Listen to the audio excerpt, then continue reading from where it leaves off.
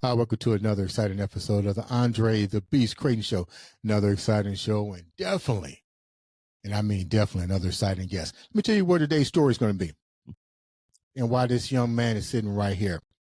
I'm pretty sure you heard of legendary groups like the Spinners, the Four Tops, the OJs, Enchantment, Blue Magic. I'm going to go all the way back. The list goes on.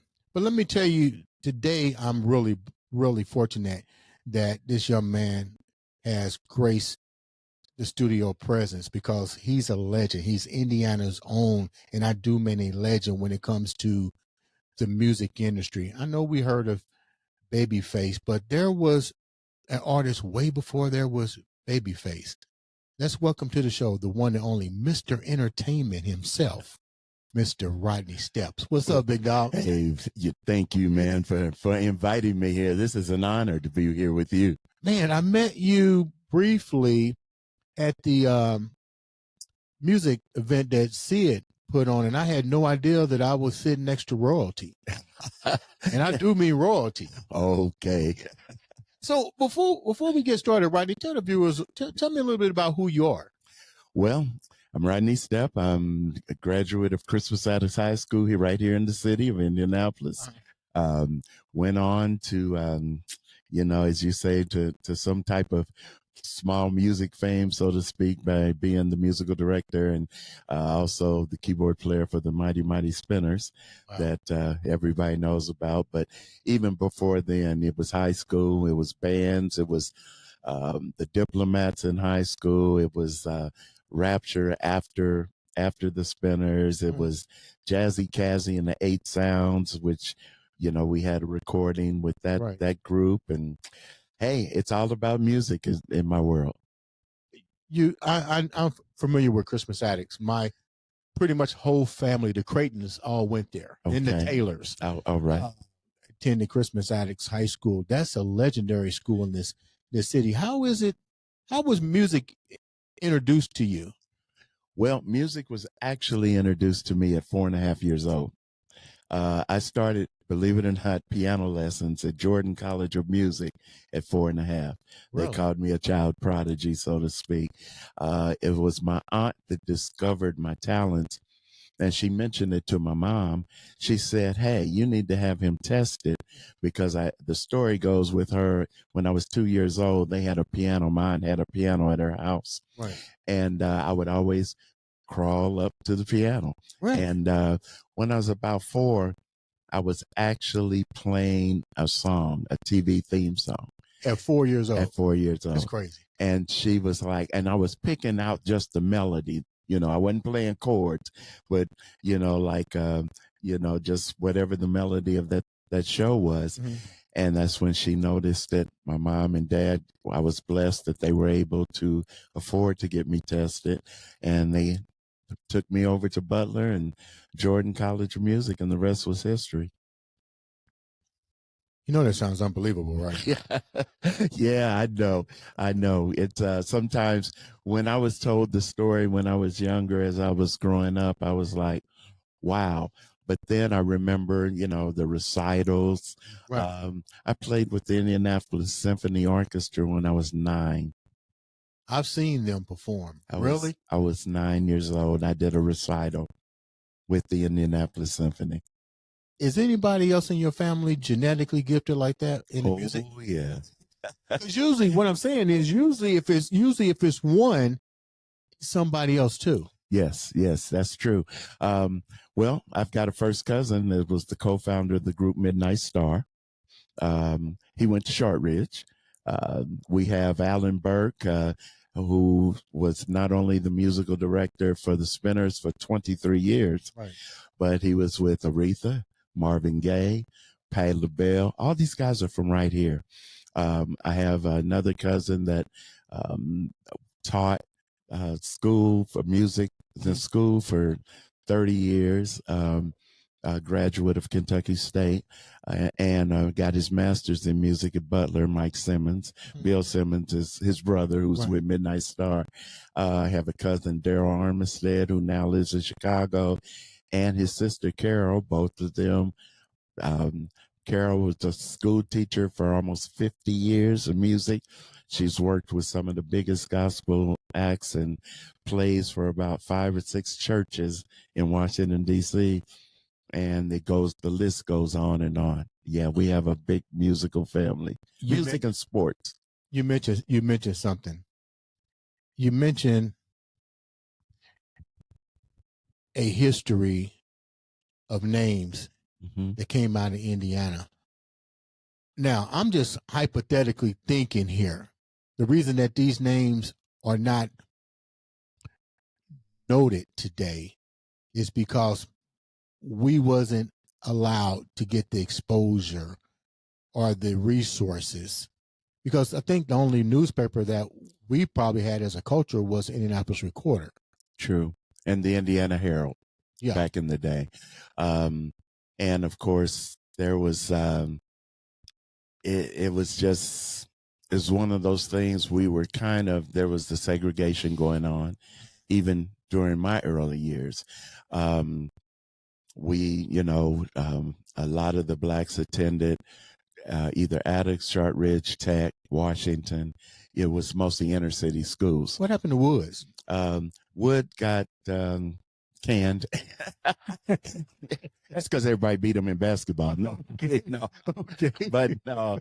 I think most of the people that went to Wood ended up at Manual. Okay. I believe on the south side, because Wood was located more on the south side of Indianapolis, or southwest, southeast, So, and then schools start coming up like Marshall and, other places. Oh my God. I remember wanting to go to Marshall so bad, man. Why? Like, I was young. It was kind of like my mom literally moved over there behind Marshall High School. So when it was time for me to go to high school, I would go to John Marshall. It was just something about John Marshall that I wanted to go. I didn't think about any other school.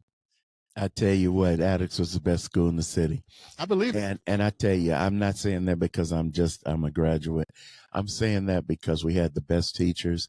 We had teachers that had PhDs because they couldn't get jobs anywhere else. Right. So they were coming from all over the country, to be able to teach at a high school.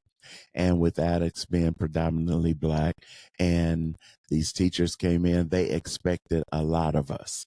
I've heard that they expect. The expectations were high, and that's why if you study Attucks and the history of Attucks, you'll find a lot of engineers, doctors, astronauts, basketball players. Robertson, yes, Wendell Taylor, my cousin that broke Oscar Robertson's record. Now that's crazy because Wendell and I, we in the same graduating class. That's my point, man. Wendell and Chick and Maxie and everybody, the basketball team. It's a small world. It's a very small. Plus, if Wendell's your cousin, guess what? What? Maurice Taylor was the trumpet player in my band in high school. Get out of here. Maurice Taylor. Robert was one of my best friends. Maurice was one of my best friends. What did I just tell you when you sat down? I said, this shows that we all are connected some kind of way. I mean, Gilbert, Mary, everybody. I mean, come on, I know your whole family. I mean, my dad he played Billy Joe Crayton. He wound up he played football there. I mean, everybody I know either went to Christmas Attucks or they went to Tech, but you always heard nothing but you heard a different story from the two. Yes. But you always heard that the people that went to Attucks, it was about excelling after the fact. Exactly. I mean, they gave us the opportunity. Like, for instance, Russell Brown was my music teacher. Of course, Anderson Daly was there, and then Mr. Newsom was there as well. And Anderson had the choir, of course, and the choral stuff. Mr. Brown had the instrumental and the marching band. And then Mr. Newsom had the orchestra. So they in my music world, man, they played a big important part, including a guy by the name of, I can't leave him out, Alfred Officer. Mr. Officer was my first music school teacher in 4th grade. I was playing clarinet, so I started playing various instruments. I played piano, which was my first love, clarinet, saxophone, and then I just started picking up guitar, bass, drums, whatever. If I could play it, beat it, whatever, Right. Yeah. I picked it up and started doing it. But piano was always, and keyboards was always my first love. This is crazy. I know how to play the piano. Okay. I started out playing the guitar. Uh-huh.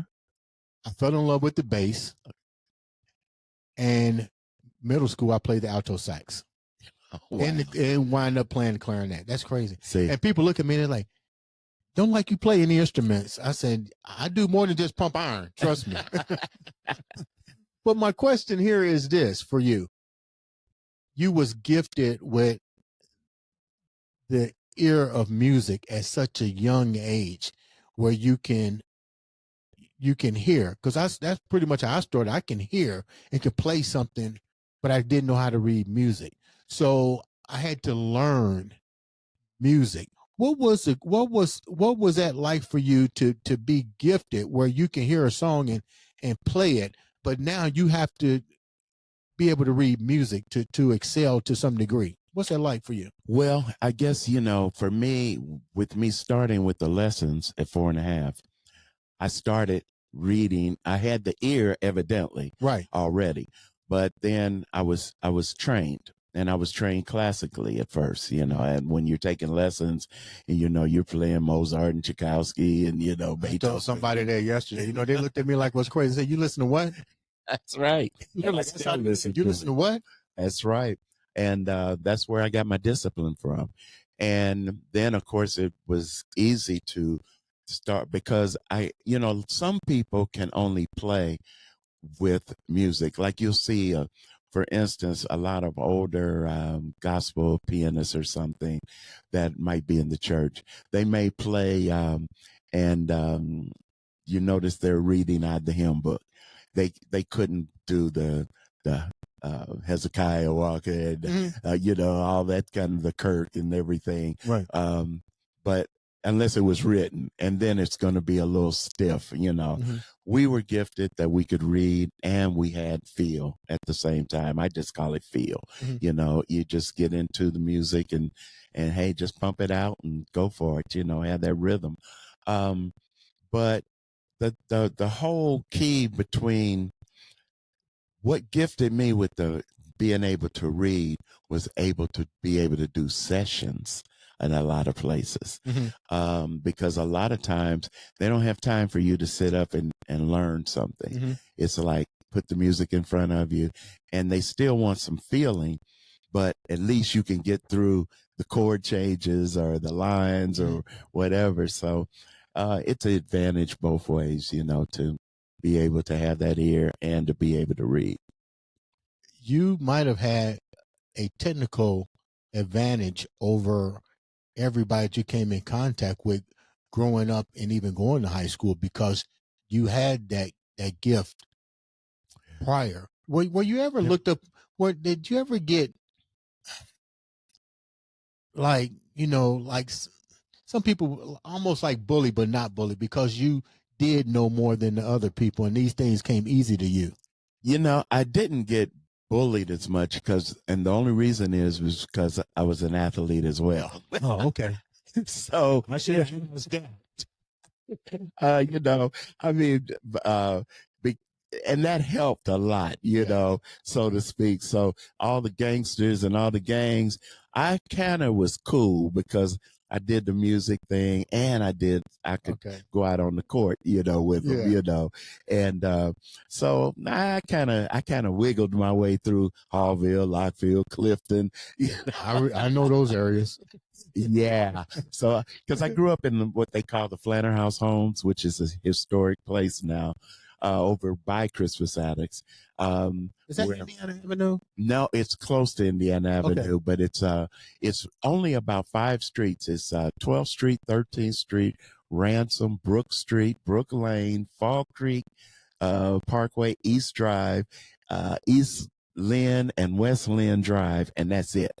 That's you remember all the geographical terms? Yes, because that you know what, that is my place to this day. And in fact, I'll tell you, whoever lives in my house, okay, and if they know the address, you know who you are. If I ever hit the lottery, I'm going to make them an offer they can't refuse. I never should have sold that house. Really? 1245 Brook Street. Yeah. Flanner House Homes, Historic District. That should be my studio right now. But I didn't have the vision Right. After my parents passed and everything. And it was sell the house, build a studio, do this, do that.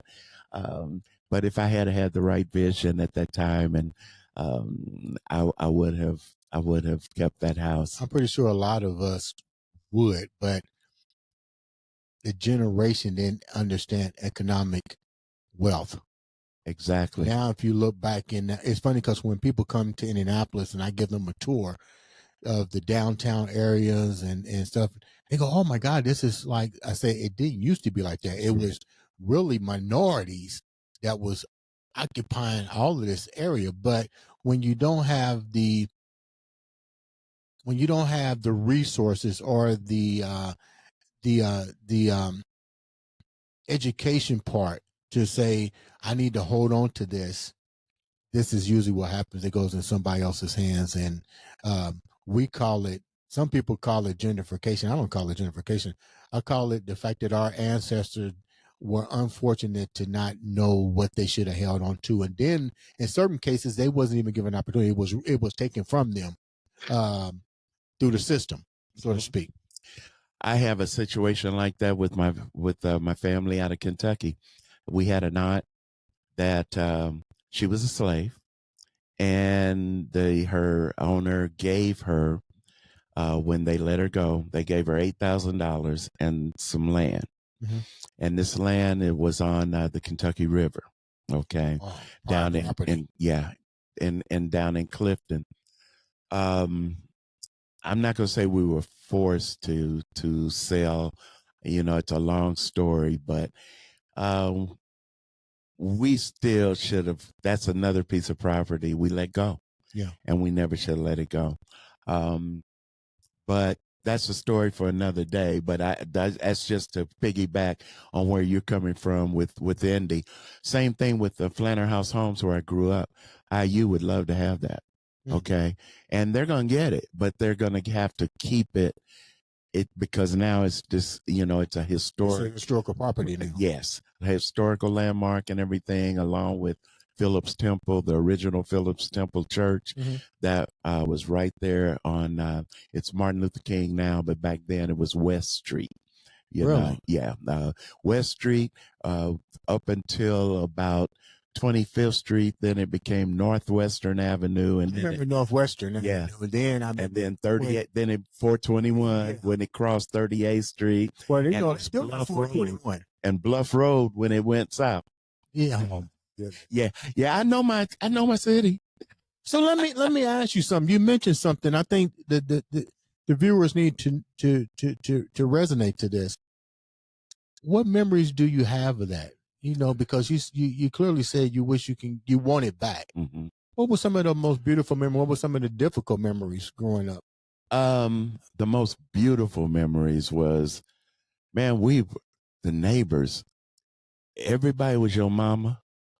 Yeah. Everybody was your daddy. Yeah. We couldn't do nothing wrong. If we did something wrong, your mama was getting a phone call. Yeah. And your mama would tell them, spank him. Put your hands on them. I mean, I remember. I mean, and the whole entire neighborhood. Yeah. There was somebody on every street that was looking out for you, and like they were your mama and daddy. And the love that we had for each other. I mean, to this day. I can go in that neighborhood right now, and I could go down almost every street, and I can tell you who lived in every house, and what that person meant to me, or, this person was a schoolmate, or this was my first girlfriend, the first girl I ever talked to, or this and that, or whatever it was, my favorite other mama and other daddy, in the neighborhood. And the stories like about Flanner House, how that neighborhood, a lot of people don't know the historic thing behind that, how 27 homes initially were built, and our parents built their own homes. I didn't know that. You had electric. My father built cabinets for 27 homes. I think it ended up more homes than that. But my dad was a good carpenter. Now, he worked at the post office during the day. Mm-hmm. And excuse me for a minute, Andre. You're fine. I've got to take a drink here. Go right ahead. Take your time. Yeah. So then we're going to pause for a little commercial here. No. Go ahead. Take a drink. Water. We cut that part out anyway.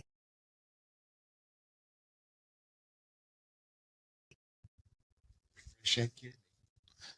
I'm drinking a lot of water now, man. It's crazy. But well, what I was saying basically about Flanner House,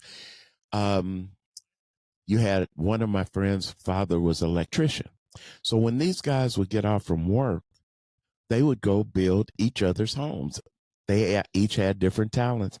That whole neighborhood over there. And next time you're down we had the Fall Creek Y. It's gone now, of course. Campus apartments, they're really gone now. It's a university something now that they've refurbished. Lockfield's gone. Yeah. I mean, all of that.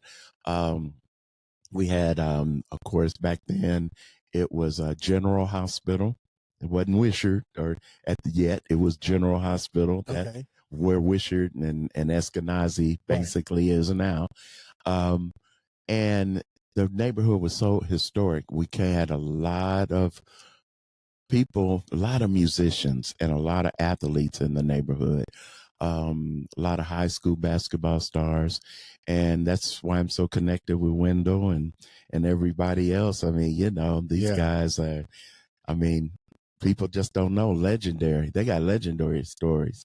So let's talk about your music. When did you really gravitate to saying to yourself, I want to pursue this on a bigger level? Because let's get real. Let's think about it for a minute. When you hear, I want to be a musician or I want to be a band, they call it a hobby.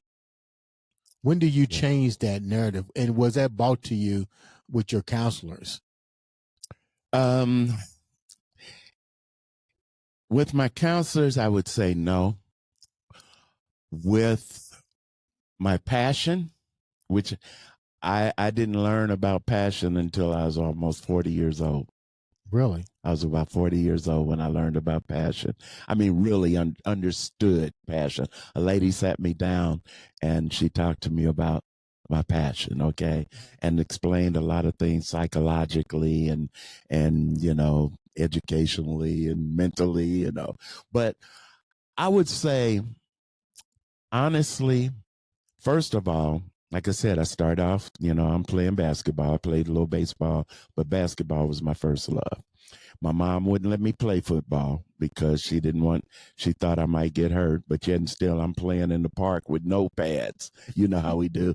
But Mom, might as well let me put the pads on to play at school, No, you can play basketball, but Mom, you just don't know basketball just But when I didn't grow but a certain size, and I'm playing and there's people like Steve Downing and George McGinnis, and I forgot about George. Yeah, 6'7" in high school. Yeah, and a lot of people don't know George could have played football. He could have been a linebacker, tackle, or something in football. George was strong. He was baby bull for real. Really. But when I saw that, I had certain skills, but my skills really was music, and I said, hey, you know what? Forget about the sports. I'm going to start concentrating on music. So like I said, I won my first talent show at 12 years old at a junior high school. Of course, they call them middle schools now, right? But at a junior high school, Booker T. Washington School, number 17.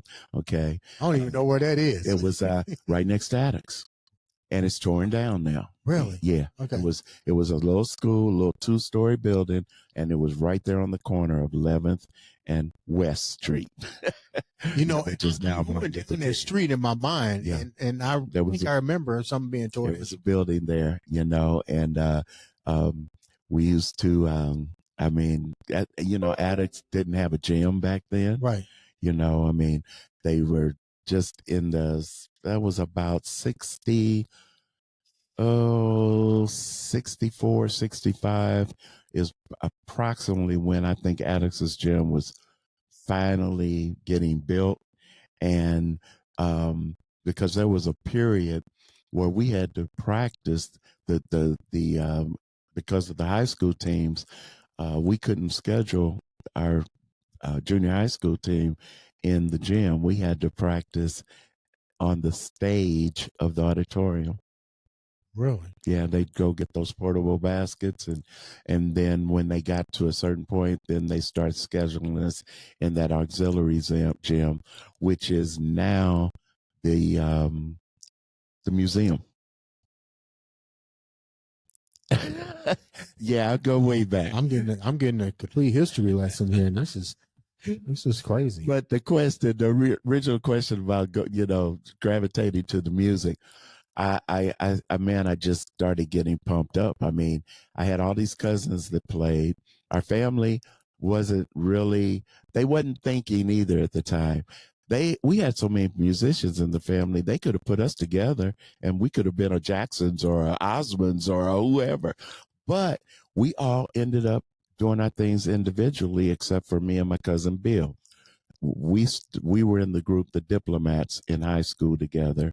And then he went on to Kentucky State, and that's where he met the guys from Midnight Star, and they formed a group. I think they were called Funkified or something like that. Mm-hmm. And then they went on and moved to Cincinnati and, became a legendary, historic group. No parking on the dance floor. I like that song.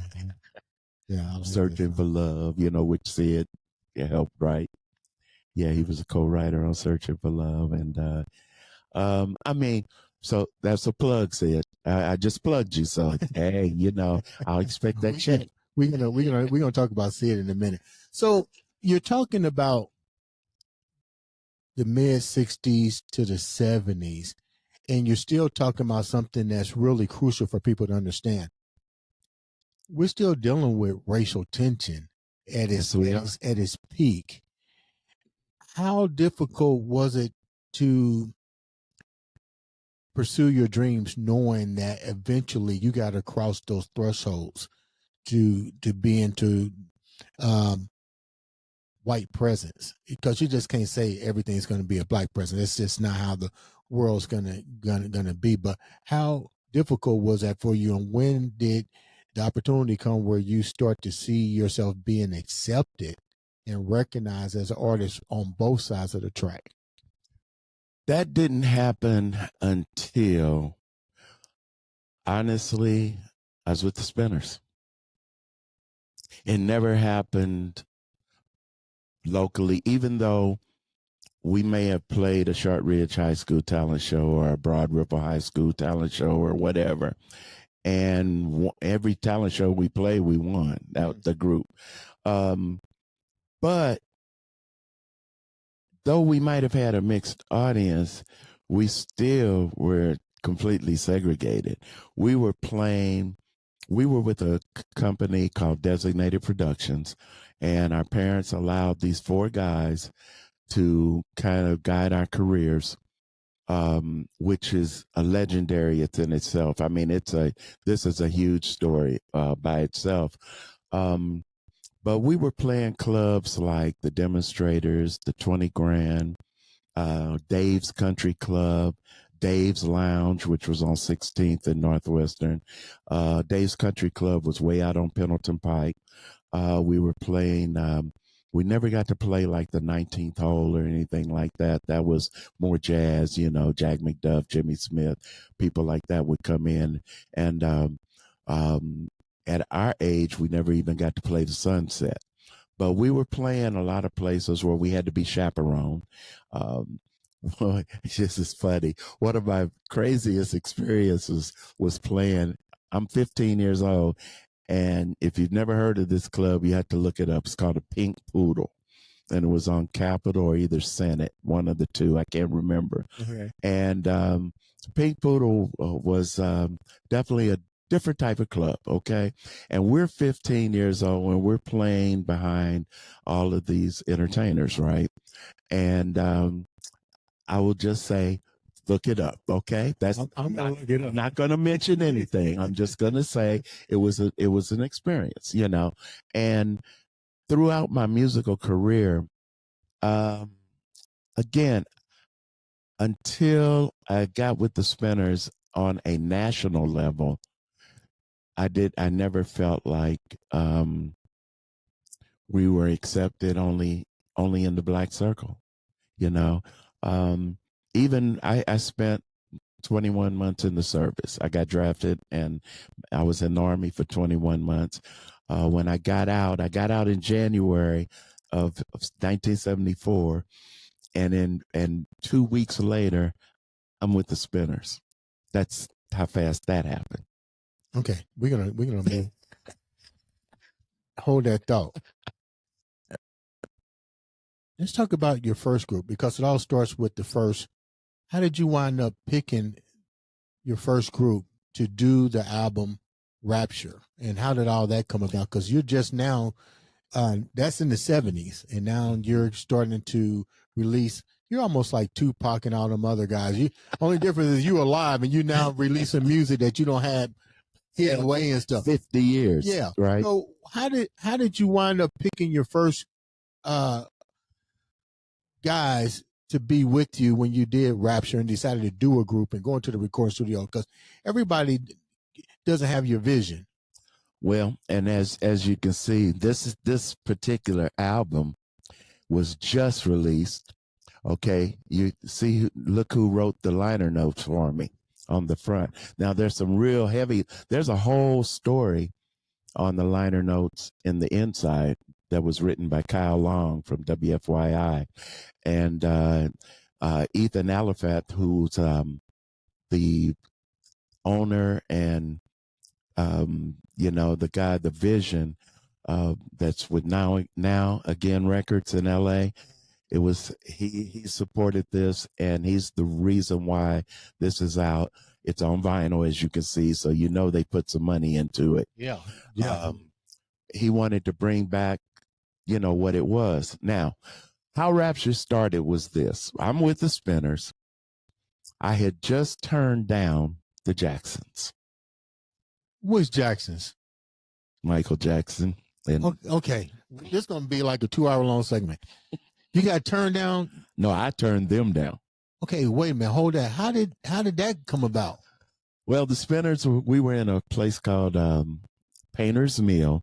And I don't know if you remember, but back in the day, there were 9 of them in the country. They were they called them theaters in the round, where the stage revolved all the way around, but it was real slow. It would take it almost an hour to go all the way around. There were only 9 theaters like that, and one of them was in Baltimore. It was called Painter's Mill. The Spinners broke Tom Jones' attendance record for a 7-day stint there. We were there 7 days. And I think, but after the place closed, the Spinners still held the record for having the largest attendance ever. But we broke Tom Jones. Yes. Yes. That was phenomenal. When just thinking about it, well, what happened was we were there that Saturday and Sunday, we were closing out. The Jacksons were following us that Monday. They were coming in because you did 7 days when you'd go to these theaters. They came in, and they came in early. They came both nights, Saturday and Sunday, and their musical director and a couple other people, they were looking for a keyboard player that looked like them. Oh. And see, back then I didn't have all of this, I was about 32-inch waist, and I had hair. Yeah. Okay. I fit the bill, right? Yeah. I'm 22 years old. Okay. So I'm fitting the bill of what they were looking for. They were famous then. So that already did Sullivan and all that kind of stuff. But This was when they were trying to leave Motown. Oh, okay. And it would take 2 days. No, but to try to tell that story quickly, they made me an offer. The offer was great. I was giving the Spinners a notice. I mean, they offered me, they said I didn't have to live in LA, but they were going to give me an apartment in LA, take care of it, buy me a car, keep it there in LA. So from when I came in for rehearsals and this and that, what they were looking for, and I don't know how many people remember this, but they had a band, but they had a lot of whites in their band. They had an old white guy on keyboards and this and that, because they were reading. They were doing a lot of vaudeville type stuff and along with their hits. Mm-hmm. But Jermaine was gone. They were revamping. They were trying to, they wanted their band on stage with them instead of being in a pit. Their cousin was a drummer at that time, and he had the look. He had that Jackson look. So they wanted with Jermaine when he was there and with Tito, and they wanted a keyboard player and a drummer to actually be, so they can look like the band and what they call them back then, boy bands. Yeah. They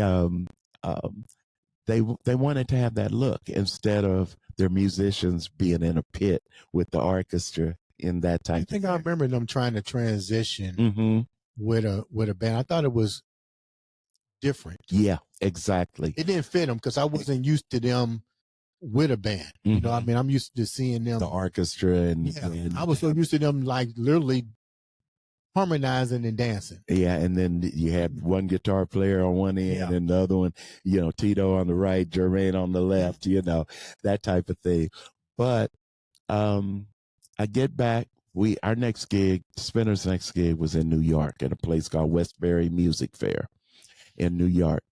And don't ask me, Andre, how I have this memory of all this stuff, but I do.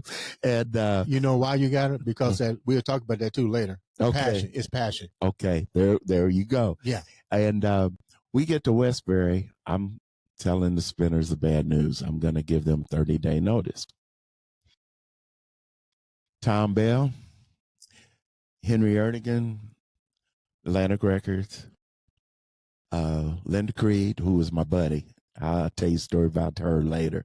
Linda Creed, Maurice King, who was the Spinners music director, and then, of course, the rhythm section. Nobody wanted me to leave. So they started making me promises because they knew that I was a songwriter. They knew that I was a creator. I created stuff. That's what I really wanted to do. That was where my passion really lied. Really? And I really wanted to be writing songs and getting music, the music on other artists and all of that. That was my real love, is songwriting.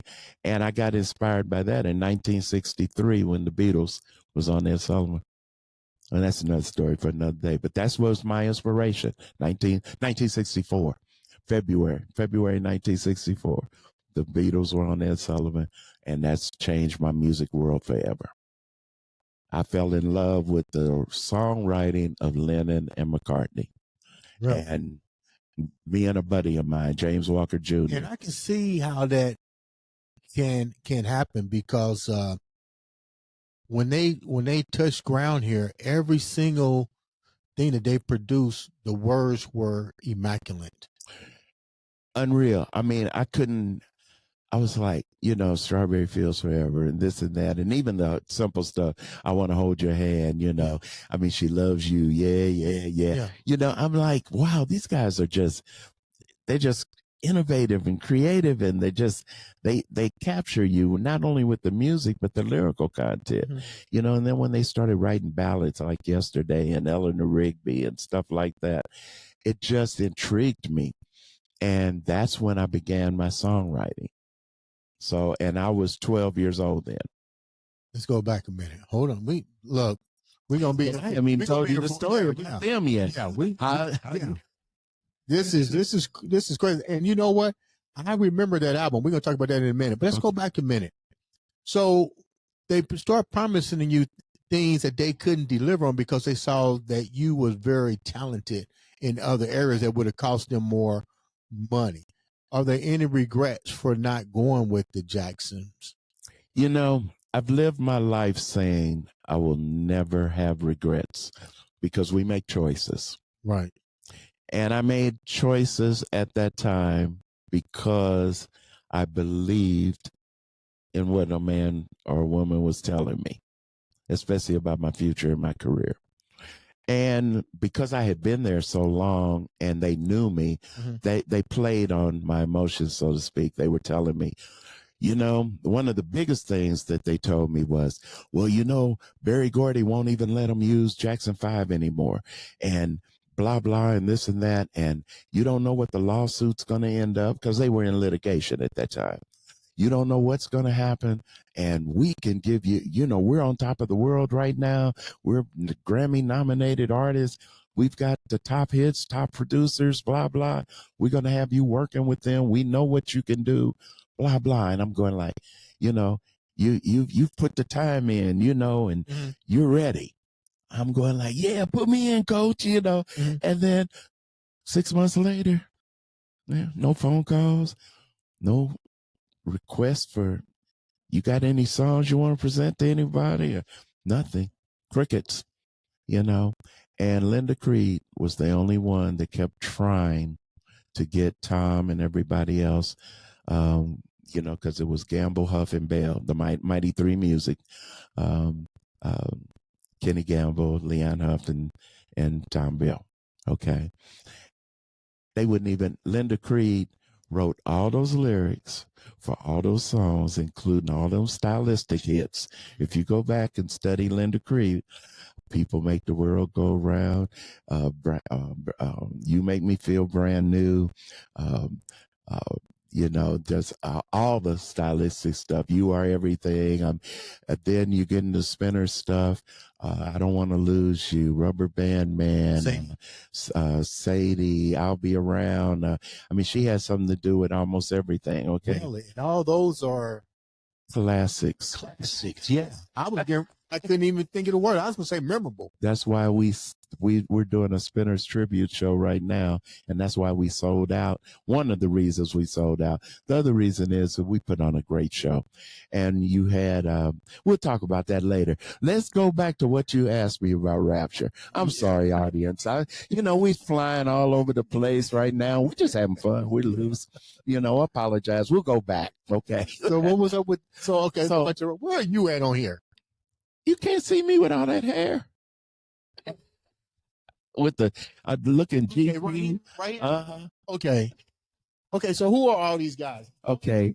3, 4, 5. Wait. 1, 2, 3, 4, 5. You make 6. Okay, I make 6. But Harry Eaton is on their far left, our far right. Next to him is Lonnie Williams, who's with the group Downstroke here. Okay. He's no longer with them, but he was with them a long time. That's me. And then Tony Hayes, who was our first tenor. He was our Philip Bailey of the group.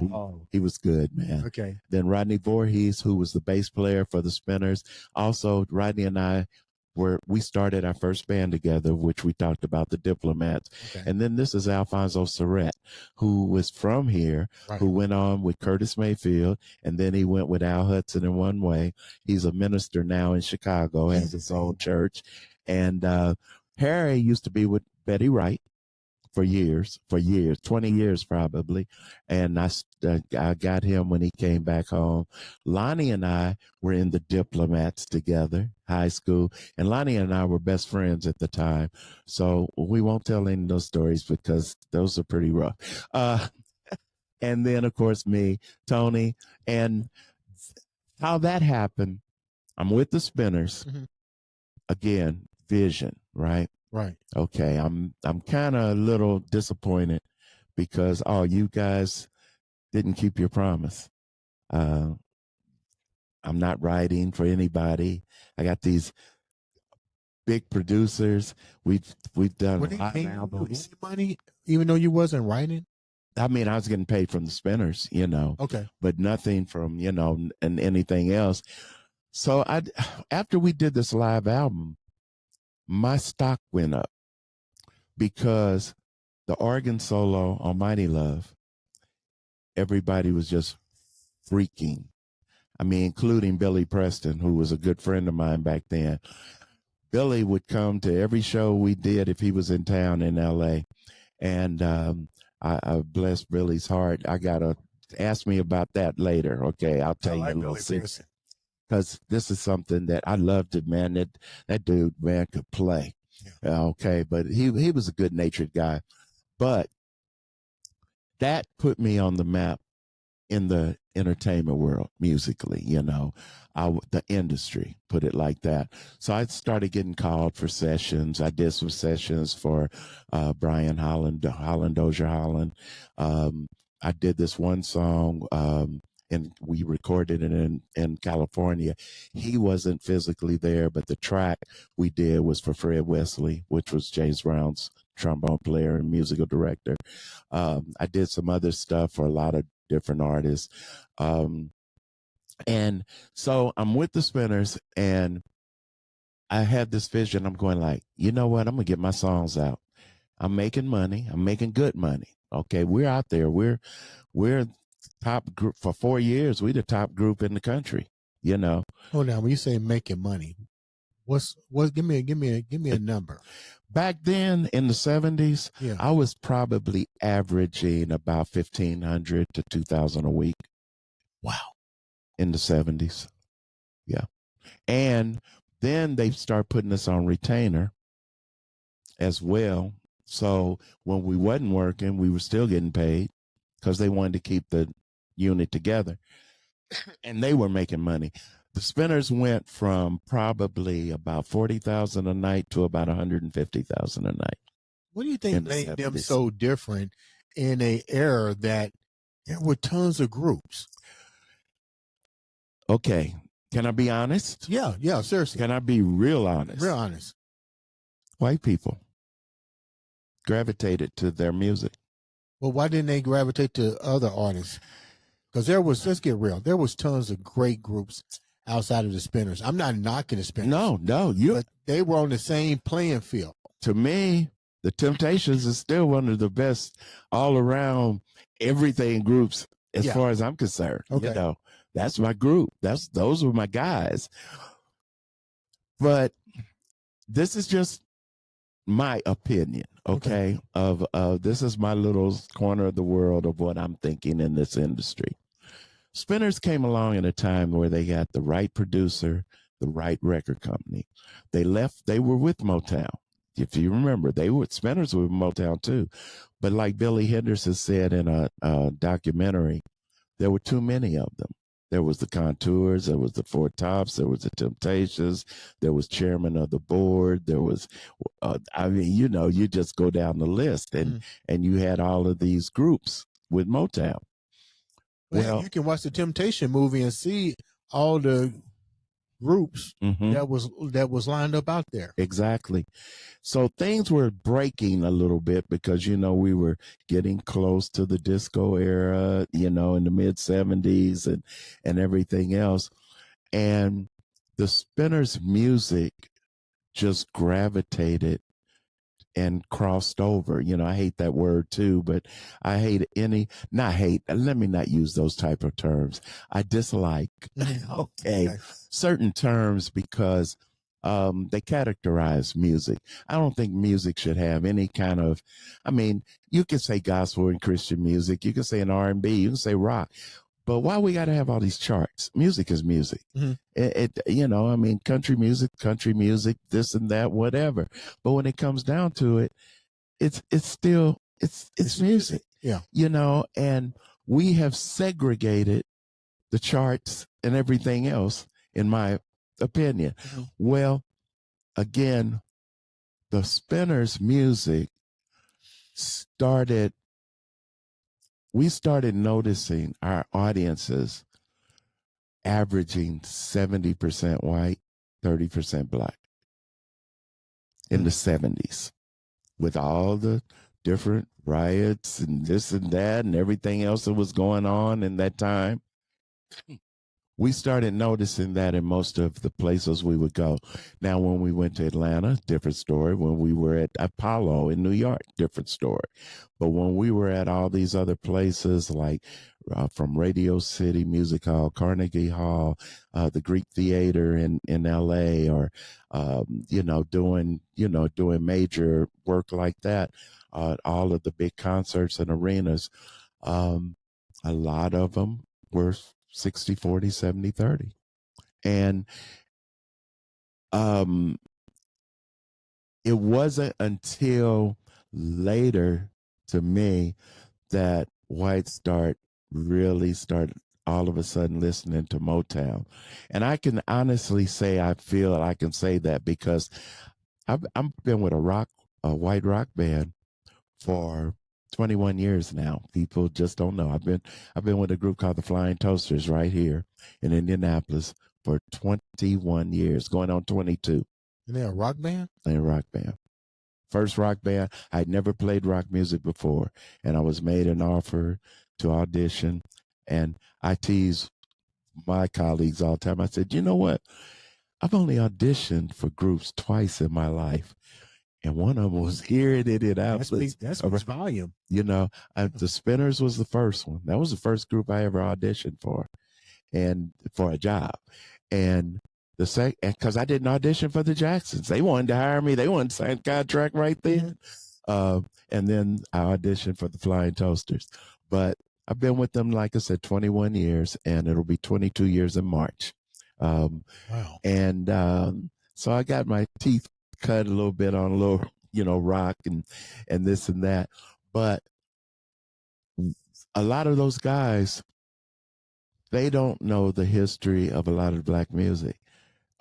Everything. So Cameo is Motown. Okay. You see what I'm saying? And we know Cameo's not Motown, but to them, almost everything is Motown. That's, and that's just a cultural difference. And so, like, even though My Girl was a big hit for the Temptations, if you really, really kind of go back and study it, it didn't really start crossing over until later. It was a phenomenal hit. The Temps were able to do Ed Sullivan and, with the Supremes and this and that. And that was all phenomenal. But it was kind of later when in the 70s, especially when they started getting the casinos and we started doing Vegas and all of that. That's when, to me, the diversity started being supported. What about the marketability of you guys with shows like American Bandstand, Soul Train, the Ed Sullivan Show? Do you think they open up easier path to cross-pollinate the music? Most definitely. I remember when we did American Bandstand, Midnight Dick Special. Clark. Yeah, Dick Clark. They didn't use the band. We used the tracks, but I was there because me and the musical director was always on the scene. The conductor. But American Bandstand. But then we hosted Midnight Special 3 times. Wolfman Jack. Back in the day.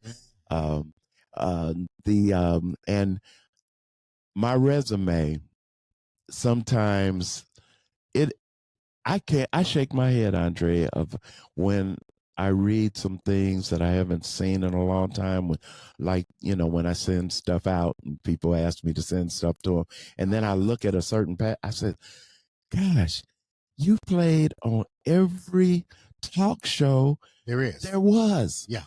From Johnny Carson to Phil Donahue just on down the line. Letterman. How does that make you feel? Because I read it. I was like, man. I was just having fun. I was just doing what I was doing. It wasn't culture shock to me until I came off the road and I got a real job. That's when it became culture shock. I had never in my life done something the same way every day. You know, like when you have a job, you get up almost same time. If you got a job with a uniform, you put on the same uniform. You travel the same route. Well, I was in a different city every day almost. I was on a different plane, a different bus tour, whatever, a different studio. You know, that was my life for 8 years, and all of a sudden, I'm clocking in. You know, it was culture shock. So when I was doing it, it was almost like, well, doesn't everybody do this? Because you got to remember, we were young. We were in our early 20s when we first got discovered, so to speak, and got out of here. And with that, you know, it's, I look back at the accomplishments, but at the same time, I remember something, and I can't remember who told me this. It wasn't Quincy, but it was somebody, and I can't remember who it was.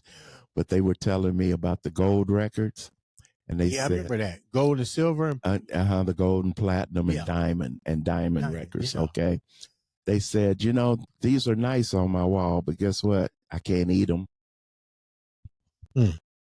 See, when it all comes down, and the walls start falling, all of those things are great, but if you don't sustain, if you wasn't able to gain financially, or if you didn't invest right with the money that you did make, what I saw with a lot of groups, that's why a lot of groups today are still performing. Yeah, like the Isley Brothers, and the list goes on. Yeah, because I mean, you know, well, Ron got in a lot of trouble with taxes. You know, now Frankie, I'm sure he was okay. Frankie just did it because he could, and he was in demand. Now, then there's nothing wrong with that.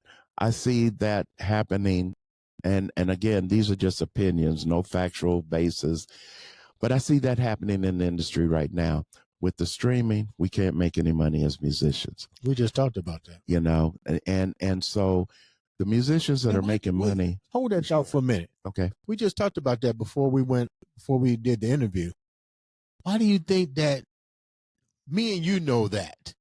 Why don't the other artists know that? Is it that they just are blinded by the fact that a major name like Spotify, Pandora sounds attractive to help them sell their product than them saying, what do I need to do to really sell the product, to sell my product? Well, again, generational differences too. Okay. This generation never experienced a royalty check. We saw $60, $80, $100,000 royalty checks to artists, to publishers, to songwriters. They'd come in the mail.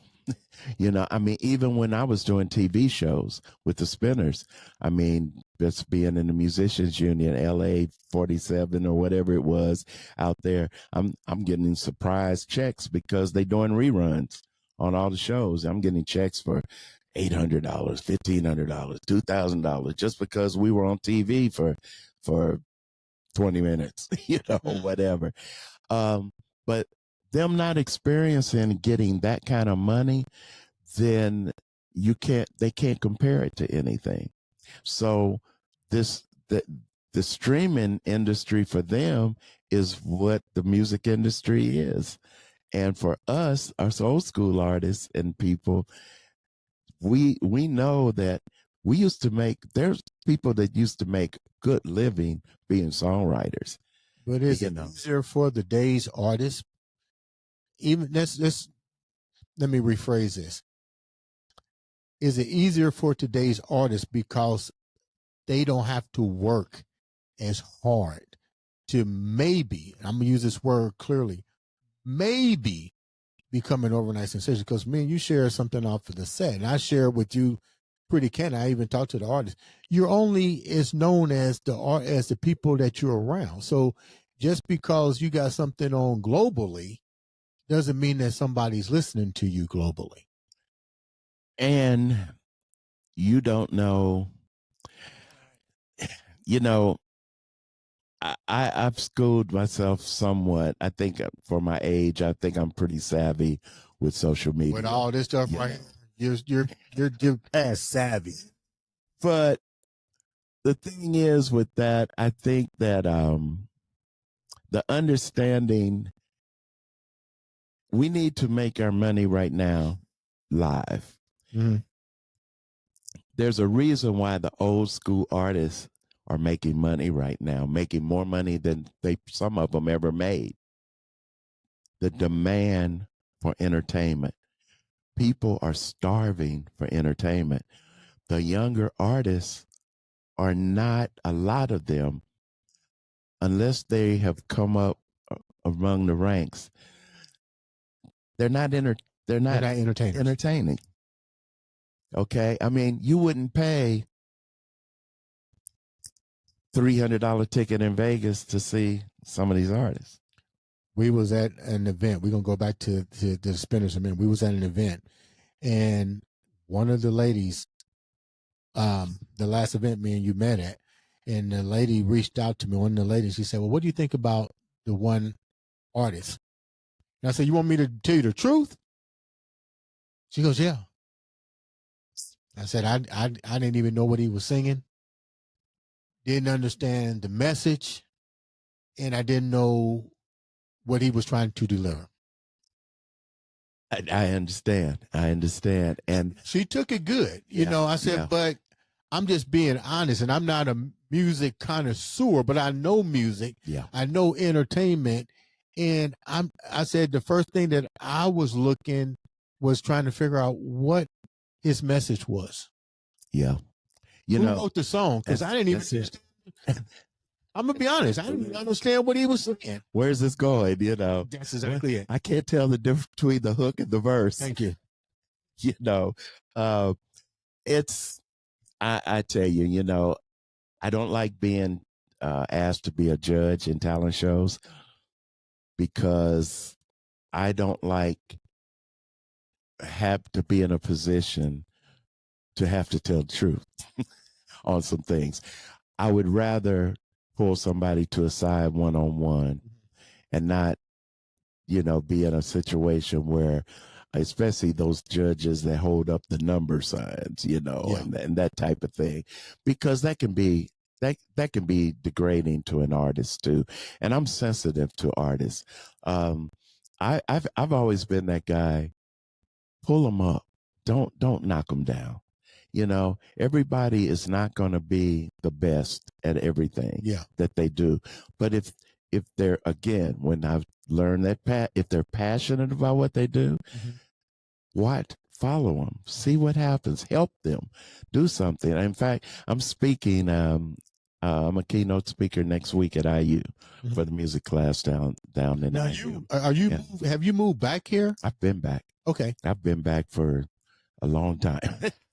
And it's funny that you said that, because even in my career as a professional bodybuilder, I wanted the feedback. Mm-hmm. Exactly. I wanted to know, you know, no matter how brutal it was, you know, but I get it. Some people, you don't know how they're going to take the honesty, but I wanted the honesty. I wanted to be the best. I felt like if I didn't put myself out there, then I was going to keep making the same mistakes. I needed to know what I needed to do, blah, blah, blah. But now, with that said, do you find that a lot of the artists today don't want advice? They know it all because they live in a digital age. It's easy to write a song with Chat GTP, and it's easy to throw something on social media and call yourself an artist. Well, I can't honestly say. If I wanted to even know something like that, I would go to Sid or to Tommy Henderson, somebody who's working with artists. I quit kind of working with artists, except for I work with the group Men in the Fire, the gospel group here. Mm-hmm. I'll record, I'll do stuff for people and that type of thing. But kind of being networked with them, knowing their daily activities and how they're doing things, I'm too busy trying to still keep my thing going and afloat And so I'm not, I don't go out. I'm not seeking to manage anybody, or I'm not looking for that next big star. That's not what I do, Excuse me. And so it would be hard for me to honestly give an opinion on that about the artists of today.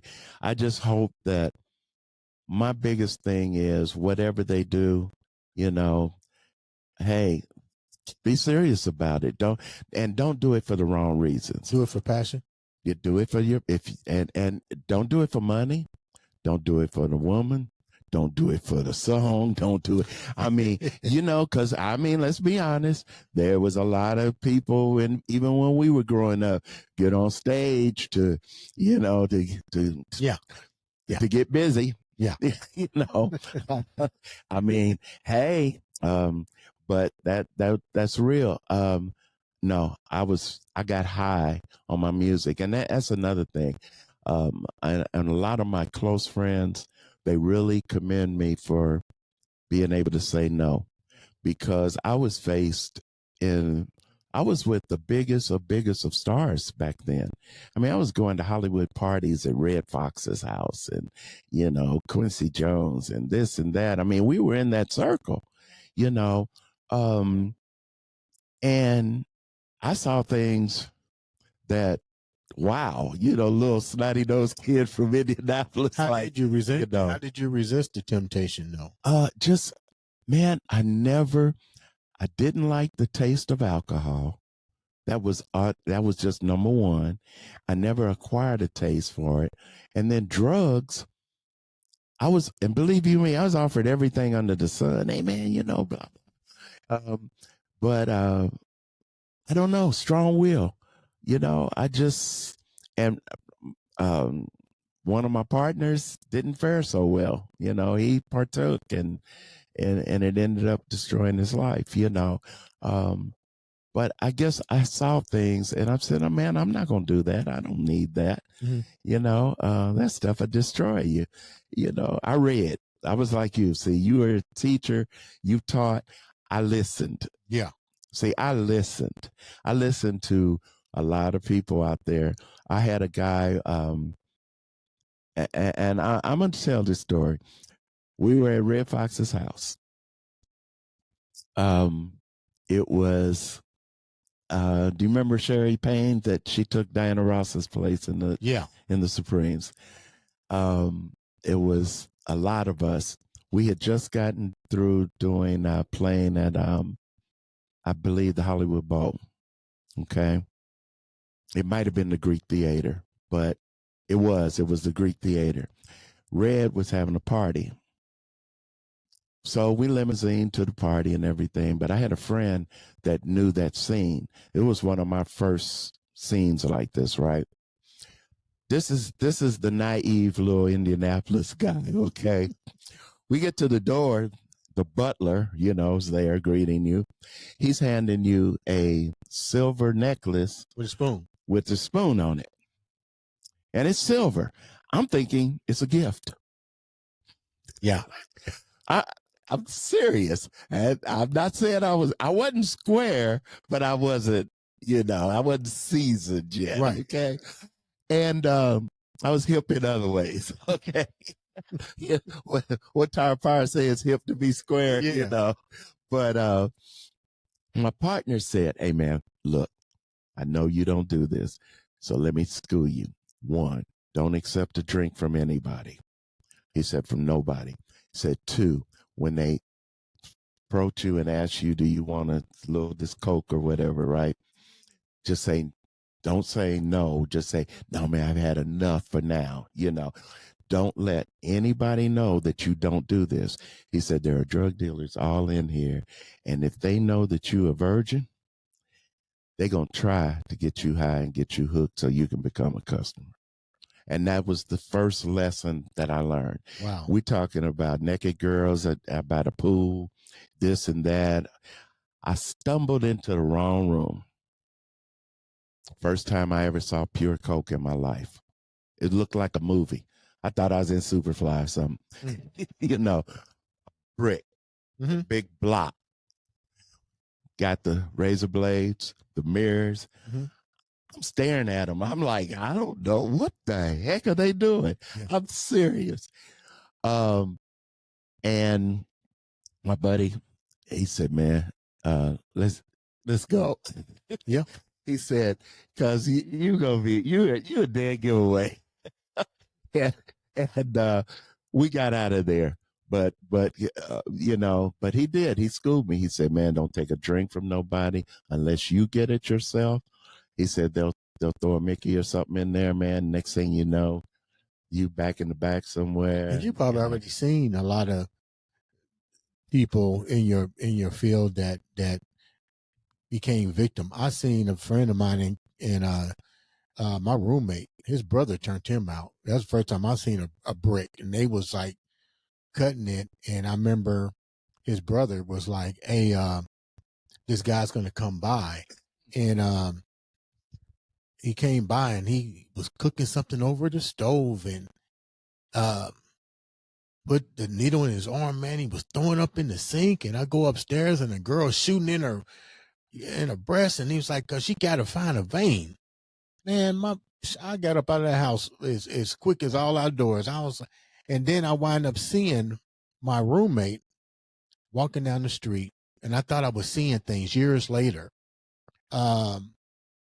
And he was pushing a grocery cart, and I tried to turn around because I was going downtown. I tried to turn around, I couldn't find him, but I saw his sister a couple months later. I said, "Hey, can I talk to you for a minute?" And I said, "Hey,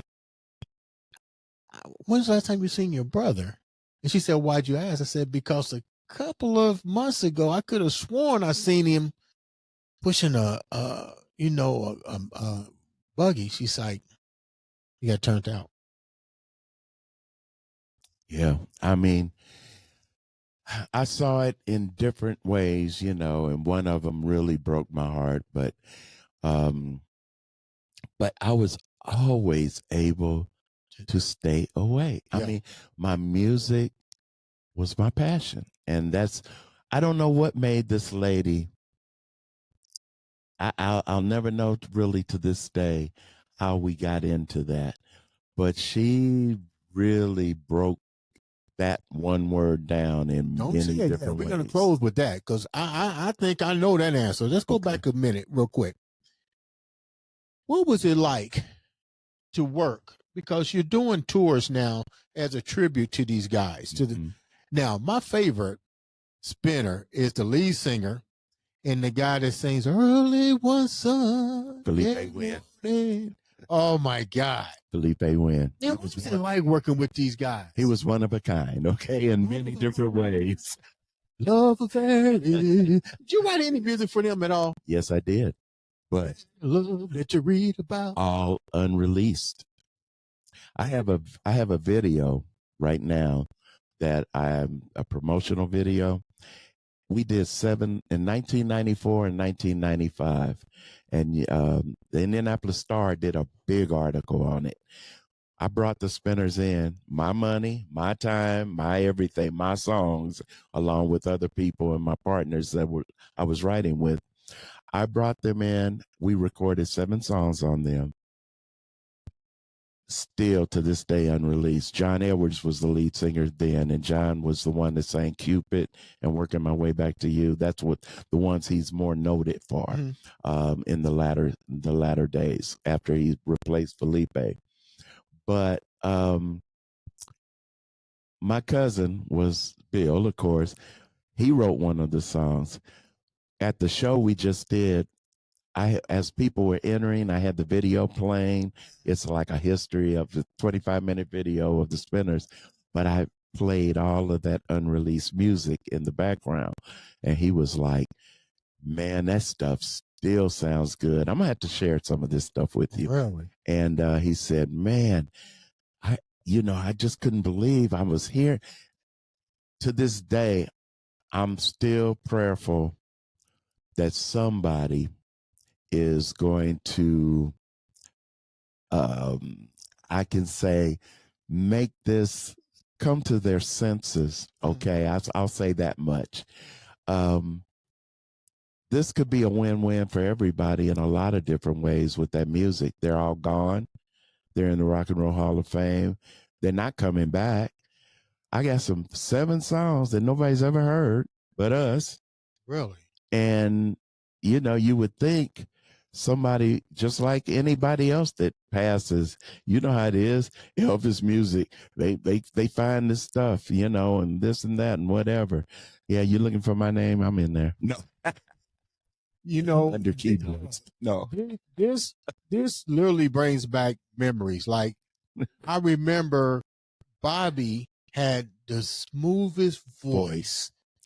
Yes. And when Felipe would sing, it was just like, this is hard. That's history. That's history. Henry. Oh yeah. That's a double album set. And, you know, we started off, you know, Broadway tune. We started off with a tune, Fascinating Rhythm. Fascinating Rhythm. Da-da-da-da-da. You know, I mean, that type of thing, orchestrated. But then, of course, like I said, what put me on the map was that daggone Mighty Love and that organ solo throughout me and Felipe. And Tom Bell had encouraged it, but I have to give credit to Felipe. Felipe was the one that said, man, we getting ready to do this live album. I want you to just go off. He said, you know how I do the shimmy thing, you know. He said, you know that stuff you do behind me live all the time? He said, man, go off on this album. And that's exactly what I did. I went nuts. Out of all these guys, which ones, what was each one of these guys' personalities like? Billy was our guy. Billy Spinner, the one that they thought the Rubber Band Man was about. Once there was a short, fat man, you know, but it really wasn't. From what I understand, the song, when Tom Bell wrote it, was about his son, the Rubber Band Man. But everybody associated it with Billy from the Spinners. Billy Spinner, as we used to call him. He was the musician's friend. He was the guy in the group that was like, no ego, no star. I don't want to hang out with the guys. I want to hang out with the band. The band is cool. I'm serious. You know, I stayed in his condo in Southfield, Michigan. He let me have his condo in Southfield, Michigan when I had to move to Detroit, and because he didn't use it very much, you know. And Billy was just like that, man. He was. And we met Billy. I met Billy, you know, now going back. Remember I told you about Designated Productions? Mm-hmm. There were 4 bands up there. The Diplomats, Expressions, Show Merchants, and somebody else. We played behind the Spinners, the Shylights, the Emotions, Joe Tex, Patti LaBelle and the Bluebells. Back in that day, in the 60s, they could not afford to carry a band, black artists. They carried a musical director, and we had the charts. We could read. Mm-hmm. We were some young, gifted guys that could read. When they came to Indiana, they knew about us because of the Spinners, because Billy was from here, and his cousin was one of the guys in Designated Productions. Wow. That's how the association started. Mm-hmm. When the Spinners were able to afford in 1969, after Stevie Wonder wrote It's a Shame, and It's a Shame came out, that powered the Spinners to be able to afford their own band. Mm. They came to Indianapolis and started picking musicians left and right. I couldn't go. I was a junior in high school. My mother wasn't going to let me leave high school. But our guitar player left, our bass player left, and our drummer left. Then Alan Burke, who we rave about, Alan Burke left, and then he got guys out of Cleveland. Mm-hmm. He got 2 guys out of Cleveland. A guy named Joe played guitar, and a drummer named Dobie London, a left-hand drummer. And so our history goes way back, man. We started playing behind these artists. I was 14, 15 years old, but I wasn't playing keys behind them. I was playing sax. Really? I was in the horn section. and Turk was one of the keyboard players, and Alan Burke. And then I graduated and I started playing keys and sax, and he was playing keys and trumpet. Let me ask you a quick question too. I'm gonna throw his name in this mix. Sid Uncle James Johnson, a master in his own right when it comes to music. This is a two-part question. Okay. We mentioned a lot of the artists that revolve through the Indiana doors. Why do you think that we wasn't so amplified as places like Ohio? You had Ohio Players, you had Bootsy Collins. I mean, you know, anything about Ohio. Ohio was really doing some stuff. Why do you think? What was there competition between Indiana and Ohio, and as it relates to entertainment and music? Because Sid is back there. Have you been in my head or something? Have you been that little? Because, see, you keep asking these $50 million questions. Yeah. Okay. Yeah. Things that we have pondered all our lives. And see, I go back and relate things to things I've done before and things I've said before, and I can back it up. There was a magazine called Sister to Sister. I don't know if you ever remember that magazine, but it was I think it was some ladies, some black females that were the publishers and owners of this magazine. Mm-hmm. I was interviewed by Sister to Sister. LL Cool J was on the cover, and the page I was on, I was right next to Clive Davis in the magazine. Now, I'm just keyboard player and music director, for the Spinners at that time. And they came into Indianapolis and interviewed me at my house on my porch. Okay? And they asked me certain things, and I told them, Indianapolis, and I'm not just saying it again, and I'll still say it to this day. I have been all over the world, Andre, all over the world. This was a blessing. Music blessed me. I have seen and been in every state in the United States, every state. And the way I got to South Dakota, North Dakota, Idaho, and Wyoming was because Rapture was on an Air Force tour. And all those places had Air Force bases. But every place else I had been because of the Spinners. And I will toot Indianapolis's horn until the day I'm no longer here. Indianapolis has had some of the most major and best talent I've ever seen in my life. And if you really do your history, if there are musicians almost with every group out there, there is somebody from Indianapolis that's affiliated with a Prince or a Beyonce or a this and that or whatever. You can find them. They're going to be right here from Indianapolis. Okay. Really? When you think about it, we were the hub of all those places you're talking about. Ohio, Kentucky, Illinois, Michigan. They're all around us. Yeah. Every last one of them states. It's almost like the planes just went over us and landed in Detroit, in Dayton, in Cincinnati, in Louisville, in Chicago. They just bypassed us. I don't know why, the Naptown thing, all of this stuff, but yet and still everybody wants to talk about all the history on the Avenue and all of this. Well, I think we, and maybe, I hope Sid will agree with me with this. I believe that we were so competitive, not everybody, but as a music culture here in this city, instead of once again doing what the Nas's and the what's the other guy's name out of St. Louis, the rapper, they stuck together. They competed, but they also joined forces. Right.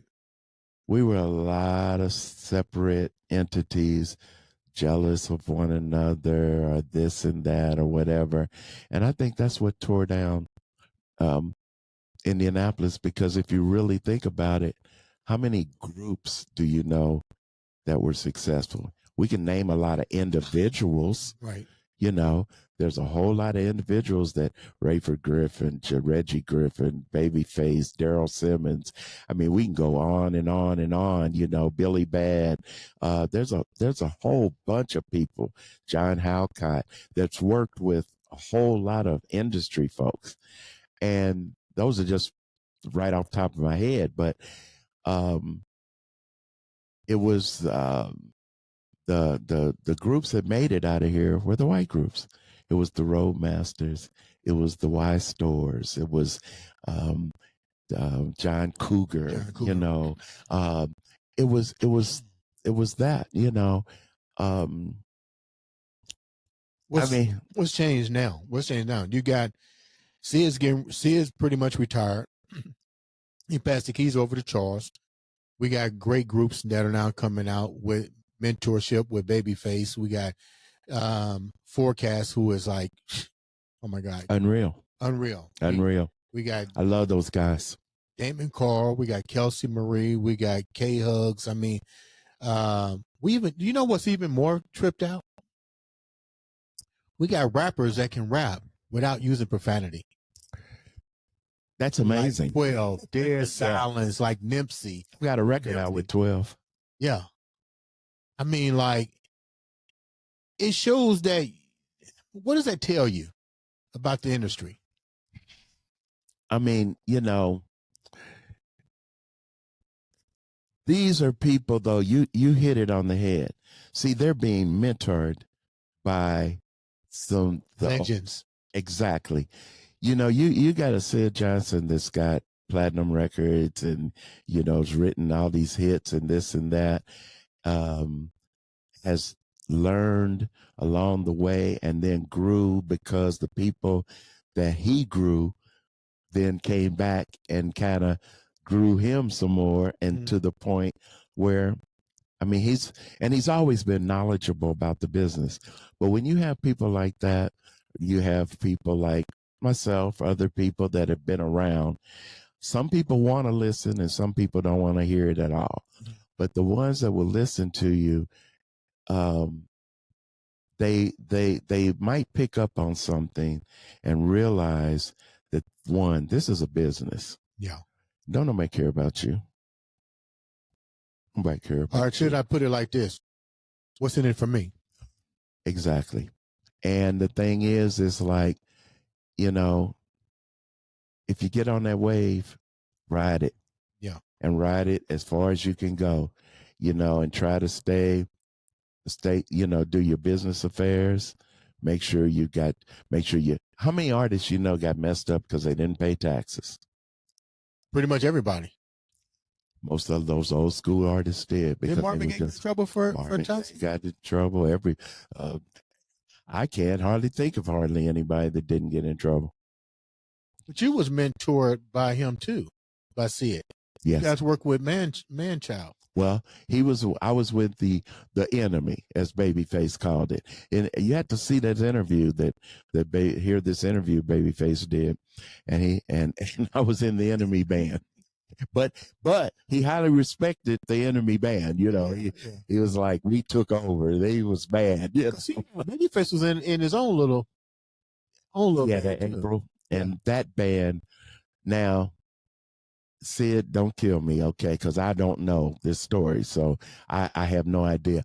But I think I heard at one time, see, April was the group that was supposed to get that deal with Solar. That's what I heard.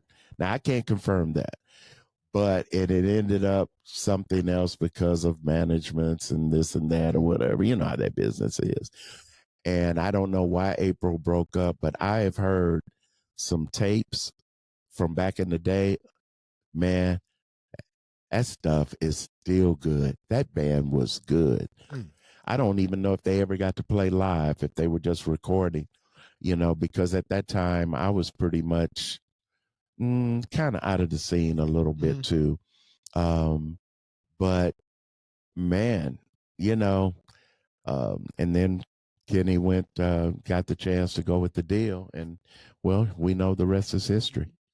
What did you learn from Sid? What did you learn from Babyface so far? What I learned from Sid was stick to itness, tenacity, consistency. I learned that. Yeah.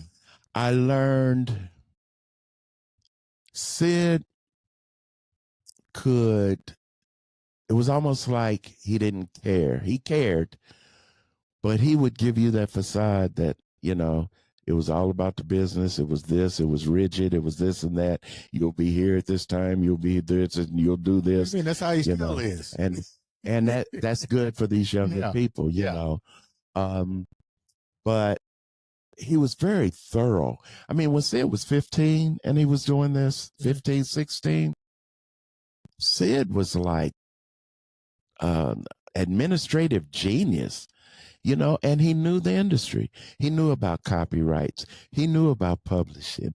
He knew about these things, and he taught us. And then we went on and, you know, we came into our own worlds, and we took a lot of that and learned from it. And then we started trying to teach others. But that was one of the things that I'm going to let him tell you a story one day, if he hasn't already, about us and the stylistics. I don't think he shared that one yet. So yeah, I'm gonna let it takes Sid to tell this story. Okay. I can't spoil it for him. Okay. He gets a kick out of telling it sometimes, I think. And because it was bad. Okay, that's all I can say. It was bad. To reach out to him after this interview. Yeah, you got just ask him, hey man, what happened with the stylistics? You know? So what you met Babyface before he was Babyface. Right. Indiana's own.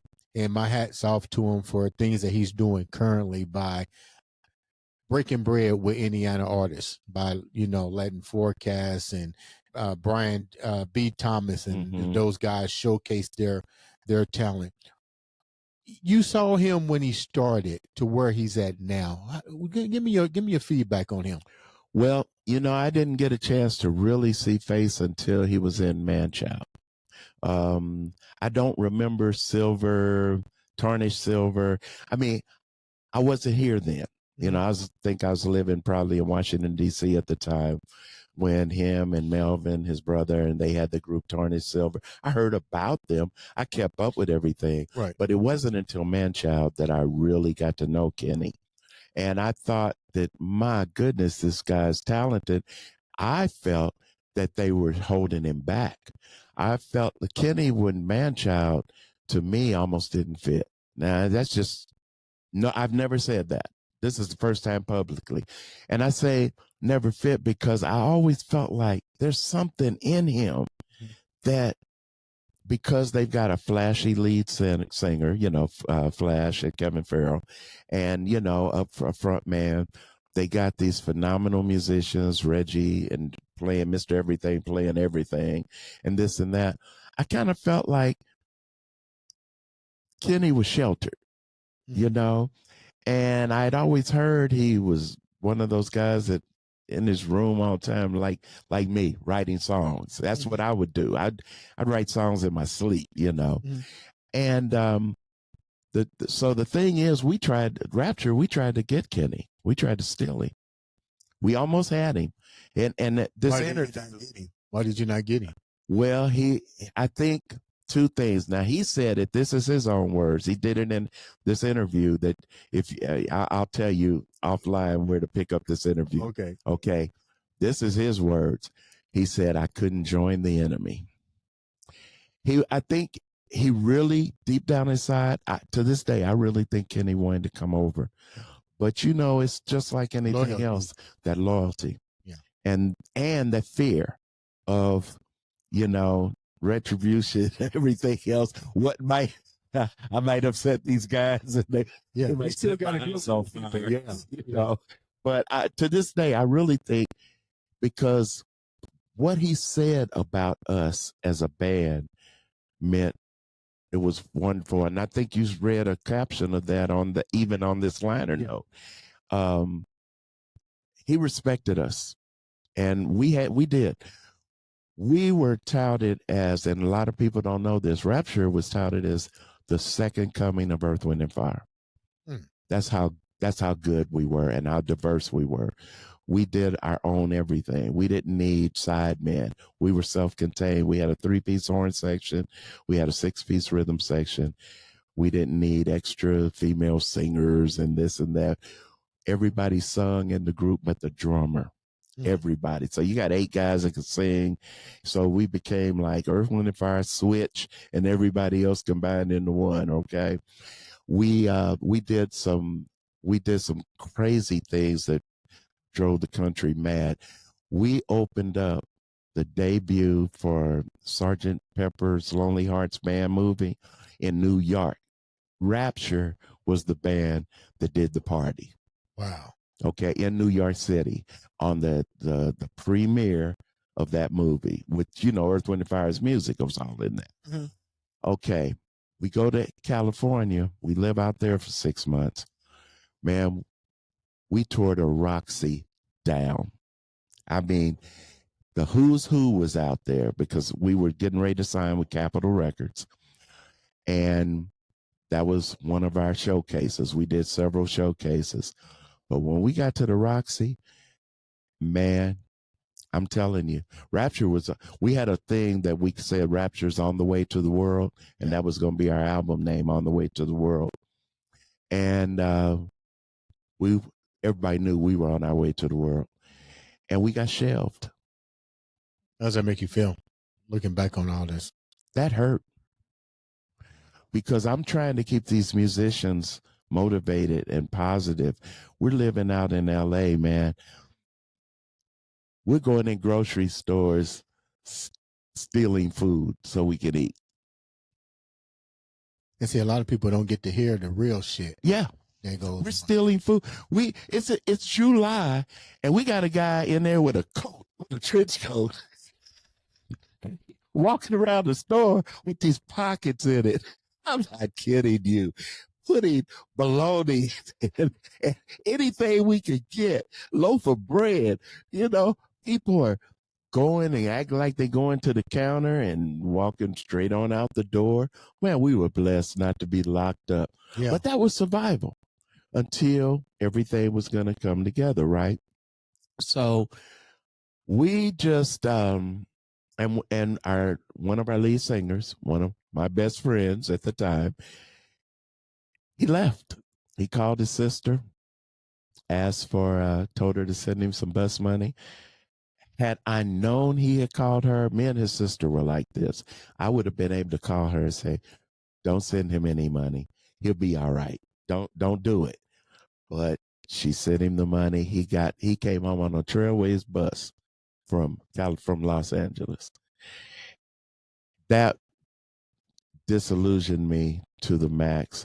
I brought the band back home, and pretty much that was basically almost the end of Rapture. But we had contracts. We were signed to those Air Force tour, 2 13-week tours, and the money was great. I mean, we're talking about, man, 1979 and to 1979, and we're making 10 grand a week. How did you continue to tour? Who did you get?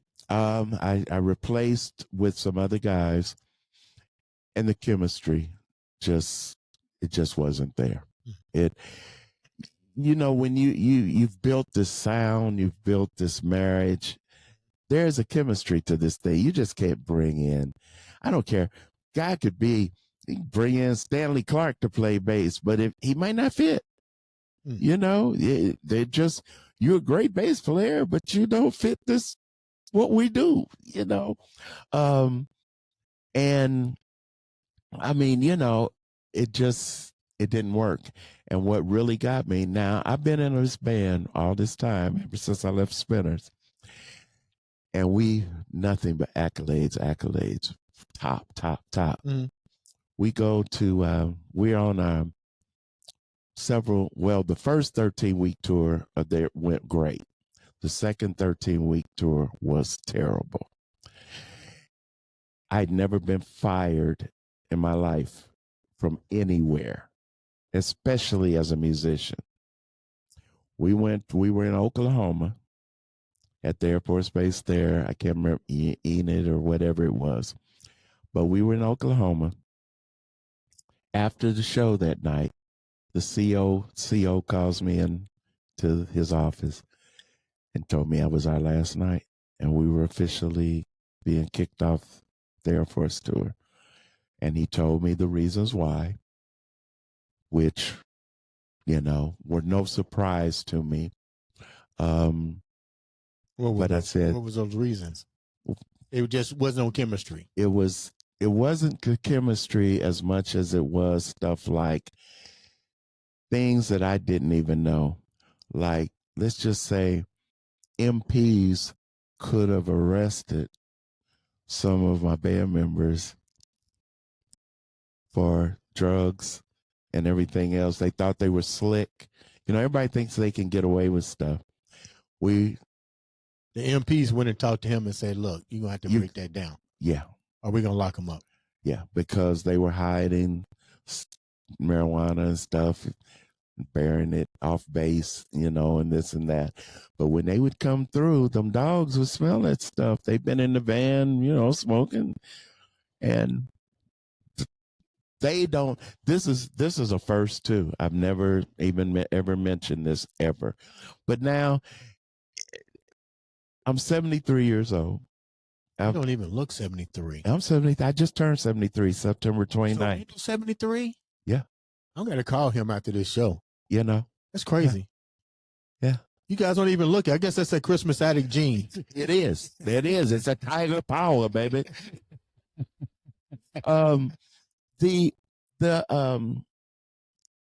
of that it took me down. It almost took me to a dark space where I wasn't going to ever play again.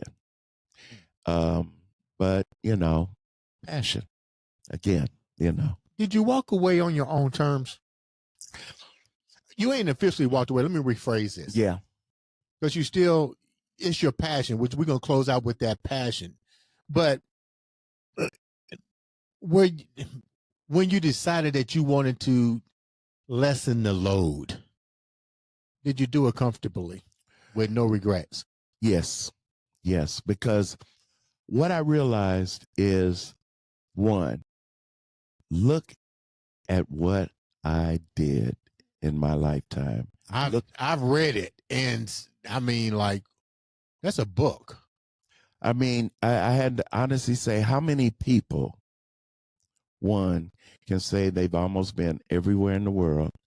Because after I got a taste of government work, I worked at the post office, okay? And after I got a taste of that, and like I said, going in same time every day, clocking in, same boss, same people, I wasn't used to that. Yeah. And as I would look around rooms, I'm going like, wow, look at you. You've been to the mountaintop. God let you see all of this. Now, what are you going to do with that experience and everything else? Yeah. So then that's when I built a recording studio. Because it has to be hard to go in there and almost be like you can't cage a robin. Right. You can't. And as much as I tried to fight it sometimes, I couldn't. And to this day, I can't. I mean, that's why, look, the Spinners Tribute Show. And I've been doing the jazz thing. I've been playing with this rock group for 21 years. Yeah, this ain't going nowhere. You're gonna keep going. Just doing different things. I was a minister of music at one of my churches for almost 20 years. I kept my feet in the music industry. One of my biggest accolades was when I had the studio. I built the studio in 1991. Brook Street Music. My first studio was at 18th and Meridian, right on the corner. MZD Advertising Company was there, and they gave me the basement because I was doing a lot of commercials. I was doing commercials for Delta Faucet, Eli Lilly, Cadillac, Burger King, McDonald's, do you remember that Indianapolis Recorder song? The Indianapolis Recorder? That was us. Nobody realizes a lot of that stuff. We were doing commercials and background music for audiovisual corporate films and stuff. Did a lot of stuff for Lily's. Did stuff in Spanish for Mayor Peterson. Spanish. My daughter was fluent in Spanish. I would find a Spanish singer. She'd convert the lyric, transcribe the lyrics for me. And we're doing all kind of stuff, man. That's one of the things I'm most proud of, because we transitioned and we took it from the stage to the corporate world. And the corporate world paid every 30-day invoices. But then 9/11 hit. When 9/11 hit, and you've heard stories from a lot of Black businesses, especially minority businesses, affirmative action, everything else started dissipating. It was like all of a sudden, all this work we were getting from corporations, they just stopped. I mean, just stopped. It was like, well, we don't have to give you 5% anymore, or we don't have to, we're like governed by law to, and it was like, is that the only reason you were working us? But they did. Most of our clients, they loved us. I was doing so many Hoosier Lottery commercials that the Kentucky Lottery came and hired me. And we were doing Kentucky Lottery commercials until we were shut down from a company. I can't mention their name, but they were the lead advertising and marketing agent for the state of Kentucky. And we were taking money out of their state, see? I didn't even know they had that kind of set up. Yeah. And Hoosier Lottery's got it too. But we were blessed because we had a governor that believed in spreading the wealth. O'Bannon. Governor O'Bannon walked in the Hoosier Lottery and said, "This is my guy. You're going to use him." And then they fell in love with us because they found out it wasn't just a political thing. These guys are good. So they start giving us carte blanche, which again got us in trouble with advertising agencies, because the advertising agencies had their own people, their copyists and their writers, and they were bypassing them. They were only using the advertising company to do their placements. You was becoming Frank Lucas. Yes. Yes. You cut out the middleman. Cut out the middleman. They came, right. We want to do this campaign called 15 years with the Kentucky Lottery. Okay. We'll have something for you in 48 hours. What do you think? What do you think, before we wrap up, what do you think? You got great experience all over the board. You've seen the hard times. You've seen segregation. You lived through it. Have we grown as a society? Or are we doomed to go back to repeat history? Oh, I pray that will never happen. I think we have grown. I think we've grown tremendously. However, from what I've seen from the 50s, the 60s, the 70s, and to today, leadership. As a people, I think we're just lacking in leadership. That might get me in trouble, but people as a whole are cultural people, because the minorities haven't had a leader since, if you want to call these people leaders, I'm going to call them what the textbook calls leaders: Malcolm X, Martin Luther King, Huey Newton, Bobby, is it Bobby Jones? No, Bobby Seale. Bobby Seale. We haven't had a really quote unquote political leader. Let me take that back. I love Andre Carson. Yeah. Love Andre Carson. But let's get real. He's the only face that I see in Indiana. You know, and I don't deal with politics too much, and I definitely don't talk it that much, but we have got to just, I think everybody's preaching the same song, but when are we going to do what we preach about and talk about?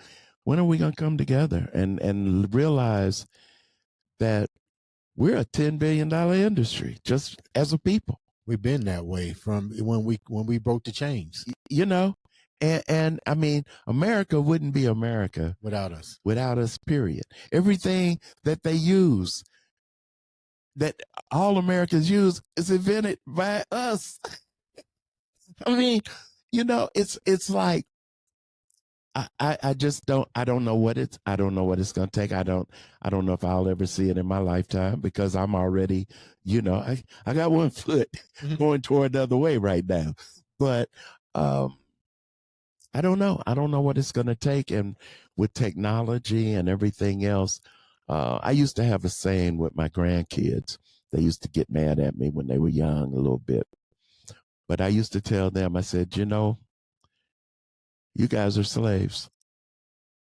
Okay. Now, my audience, don't take this in the wrong way. Listen to how I'm putting this. I said, but everything y'all doing, the white man is controlling everything. The shoes you wear, Nike. Y'all killing each other for your shoes, because you can't afford it and he can, and you're going to take them. Your watches, them phones. You don't even read books anymore. And guess what? They keep putting it in the book, but they know you ain't going to read it. You could learn the stock market and everything else, because why? It's in a book.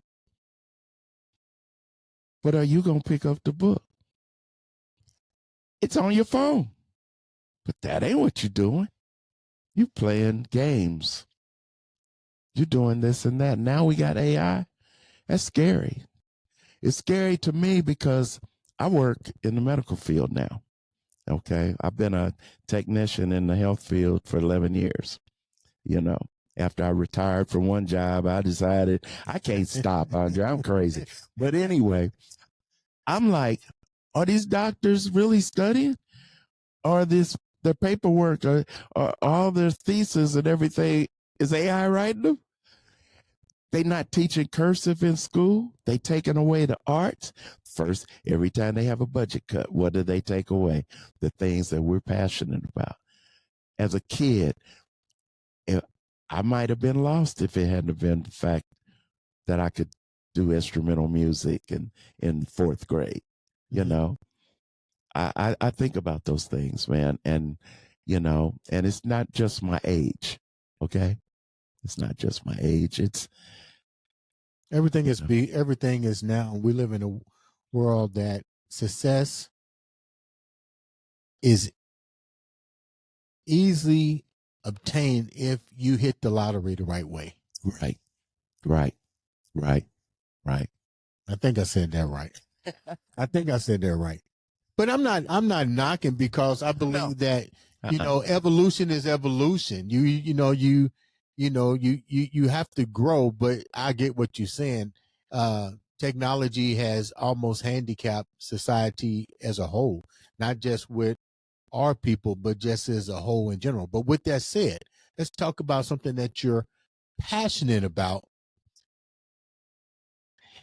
Music is supposed to be the healing tool for society, to bring us together versus tearing us apart. Music has taken band-aids away from civilizations and put flowers in its place. This is something you're passionate about. Has music evolved to do that today? Yes. Music is still healing. You know, whether it's inspirational, whether it's a spoken word message, whether it's a melody, whether it's a song. Um, Music takes away pain. Um, Music makes you smile. Music controls a lot of your emotions and your behavior. Music wakes you up. I just was listening to a song by Alice in Chain, the Flies and Jars and Flies, or Flies in a Jar album. And I pulled up the words and was amazed with what I read. And another group that I had no idea was a spiritual group, Breaking Benjamin, until I looked at the lyrics. So my hat's off to songwriters, because I think a lot of times we listen, but we don't listen. When I started to actually see the words to these songs and these artists, my respect went even in a different level. You know what I mean? Because I'm like, I never knew that this song said that. Exactly. And that's why, like I was saying, even when I mentioned Linda Creed and different people, I'm gonna look her up. no, I know the name. Please look. You will be surprised of the hits. Just type in. I like, she wrote those. Yeah, she was the lyric. She was basically Tom Bell's main right hand. She was, and I'm telling you, Linda loved me, man. She felt if her and I had a hooked up, we probably we'd been like Faze. We'd had a hit after hit after hit. She had to leave because, again, she felt like she should have been a partner. It's just like a law firm. Yeah. This music thing is no different. She felt like she had paid her dues, and they wouldn't let me in. And I was like, okay, what can I say? Because if they won't let her in and she's written all these hits, she moved to California. They lived in Philadelphia at the time. And her and Epi moved to California, and her husband. And then she got cancer. Well, she had cancer. And I think she was I want to say she was 36 when she passed, but she was in her late 30s. And unfortunately, all that talent, and she succumbed to cancer. But that was another ticket for me that I think would have been good.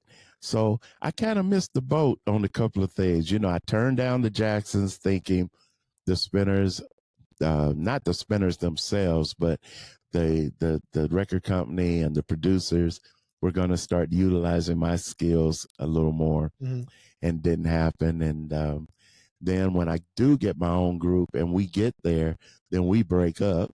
Mm-hmm. And so, but now I'm not chasing anything, but I'm telling you what, this past Saturday showed me that the Spinners tribute thing could go.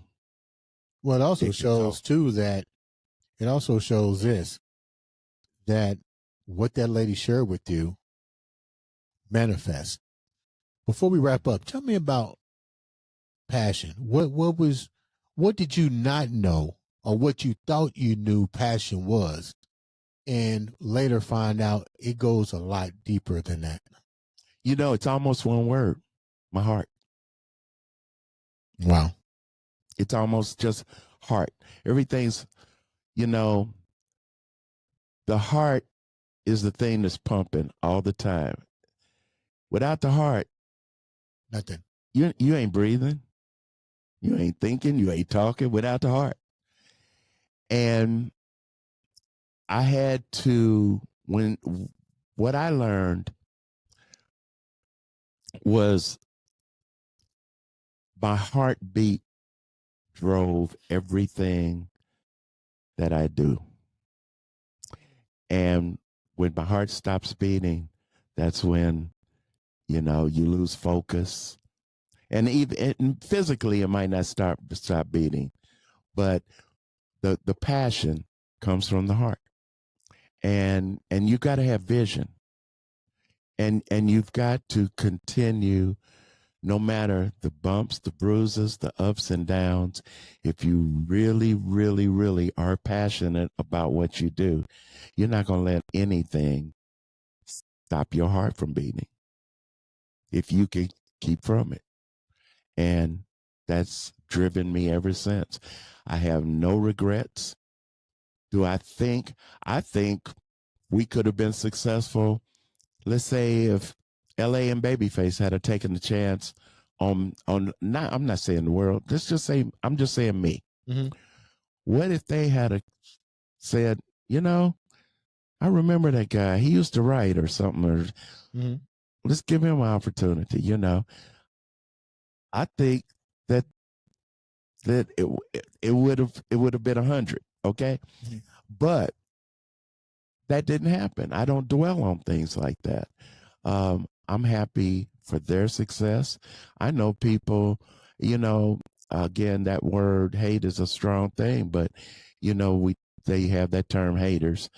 I know people that hate on others just because they're successful. Why? And just because they don't owe you anything, and I'm that guy. I'm the James Brown. I'll open up the door and get it myself. Mm. It's not that I don't want anybody to give me anything, but I know those come a dime a dozen. Mm. I mean, it's just like investors. Music business is one of the hardest things to invest in. It's hard to find investors in the music business. Made me choke. It's hard because the return, there's nothing really promised. And then you've got all this competition out here and everything. And I don't look at it as competition. I look at it, for me, I'm going to keep giving you music. You either going to like it, support it, dislike it, not care about it, or you may never even hear it, because this industry now is saturated with stuff all over the airwaves. And so unless somebody is putting money behind an artist, it's hard to really get known unless you're playing live and promoting your brand, like you say, in merchandise, CDs, that type of thing, because your real music fans, they will purchase stuff. They may not still listen to it on Apple or iTunes or whatever, Spotify or whoever they listen to, but they'll purchase your CD. That's why I have these CDs here, because they'll put them up on their mantelpiece or whatever, especially if you sign them. And that's where I'm going to keep marketing. I'm going to keep doing it as long as I can. I love my music, and it's not about the money. It's not about the fame, the fortune, the notoriety. It's the passion. I'm doing this because I love to do it. I used to have a saying that I used to have on my cards. I do what I love, and I love what I do. Before we wrap up, how can the viewers reach out to you? What do you got going on next? Because you are actually doing the Spinners tribute tour. So give us a little bit about that, and how can the viewers reach out to you? Well, they can reach out to me by I'm on Facebook everywhere. I'm not a hidden gem. Okay, I'm an open book. My wife says I'm too open of a book on that social media.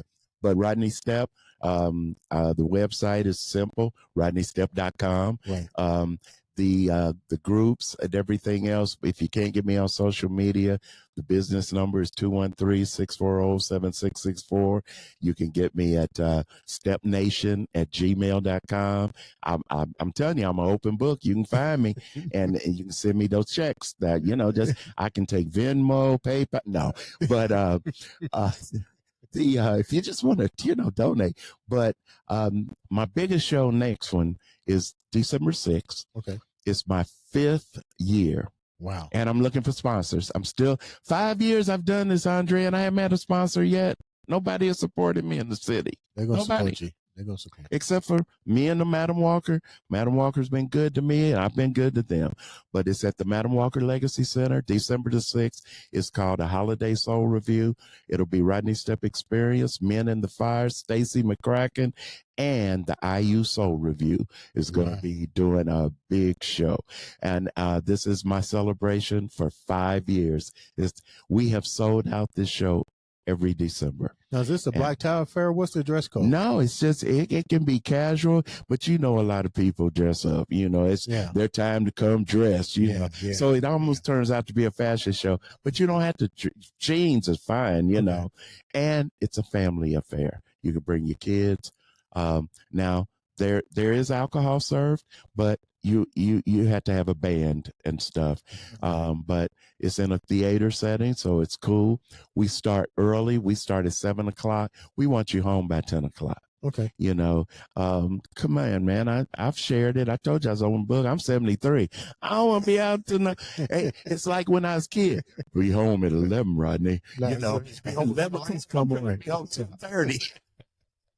Rodney, thank you so much. No, thank you, my brother. Taking time to come on the show. No. Definitely going to have you back. Hey, I feel like there's so many things. I'd have been here till midnight. But and I enjoy it when guys like you and Sid and other great people walk through the door and share such great stories, because people need to hear these stories. They need to know that they can keep that beast mindset at any age. And more importantly, you share something that the viewers need to understand. It's about passion. Yeah. And it starts right here, and you don't let nobody tell you can't do something. Get up when you fall, brush it off, and keep going, because at the end of the day, nobody cares about you but yourself. And your work ethic. Your work ethic. You've got to, if you believe it, you got to live it. You got to live it, dream it, have the vision, but you got to believe. And you got to work. This episode 2. Ladies and gentlemen, make sure you subscribe, click, and follow Rodney. Support him. Like I said on every show, all it takes is one click on somebody's social media page to make a difference in your life or somebody else's life. This has been another, and I do mean another, exciting episode of the Andre The Beast Crayton Show.